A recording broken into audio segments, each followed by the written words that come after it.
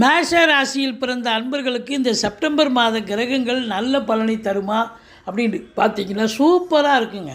இந்த மாதம் 2ஆம் இடத்துல குரு இருக்கிறதால பண வரவு, குடும்பத்தில் அமைதி, நிம்மதி, சந்தோஷம், குதூகலம், வீட்டில் சுப நிகழ்ச்சிகள் நடத்துவதற்கான ஒரு நிலை, கல்வி பயிலும் மாணவ செல்வங்கள் நல்லா படிக்கக்கூடிய ஒரு சூழ்நிலை, எதிலும் நீங்கள் வெற்றி பெறக்கூடிய சூழல், எதிரிகளே இல்லாமல் நீங்கள் எதிலும் வெற்றி, எங்கும் வெற்றி பெறுவீர்கள்.